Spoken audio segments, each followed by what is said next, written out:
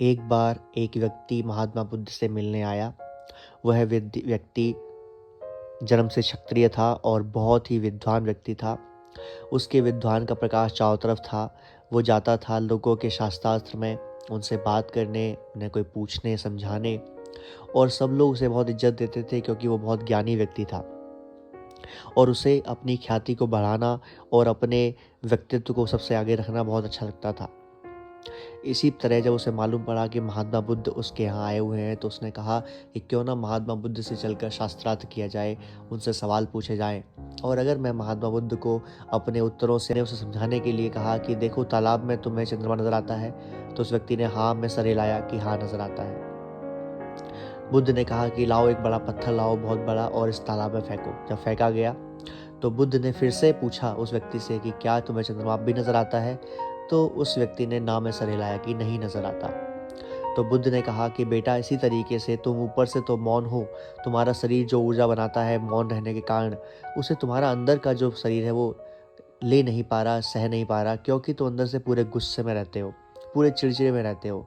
तो अगर तुम मन के अंदर शांति नहीं लाओगे, तो जैसे चंद्रमा को भी तुम देख नहीं पा रहे, ऐसे ही तुम अपनी मन की शांति को और संतुलन को समझ नहीं पाओगे।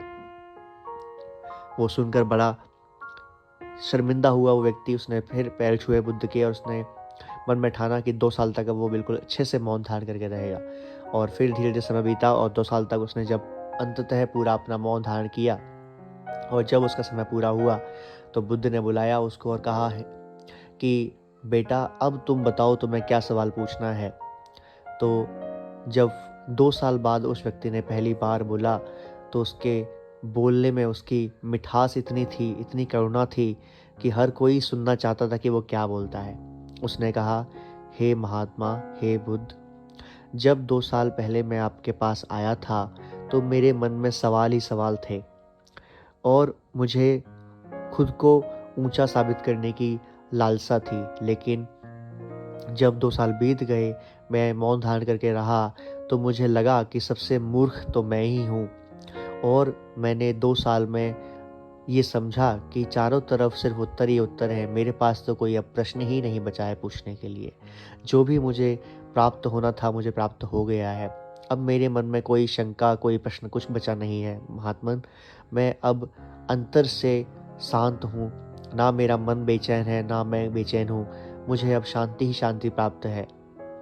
तो बुद्ध ने कहा कि ठीक है बेटा, मैं यही बताना चाहता था तुम्हें कि जो इंसान अपने शांति को, अपने मन के शांत को पा लेता है, उसे संसार से और किसी प्रश्न की, और किसी जानने की चीज़ों की कोई इच्छा नहीं रहती। और इसी मन की शांति को तुमने आज पा लिया है बेटा, अब तुम जाओ अपनी ज़िंदगी आगे बढ़ाओ। तो उस व्यक्ति ने पैर छुए महात्मा बुद्ध से, और उसके बाद वो चला गया अपनी आगे की यात्रा पर और हर एक को ज्ञान बांटता रहा। अगर आपको यह कहानी अच्छी लगी हो तो कृपया करके सपोर्ट करें, सब्सक्राइब करें, शेयर करें। अगर अच्छी ना लगी हो सजेशन दीजिए। धन्यवाद।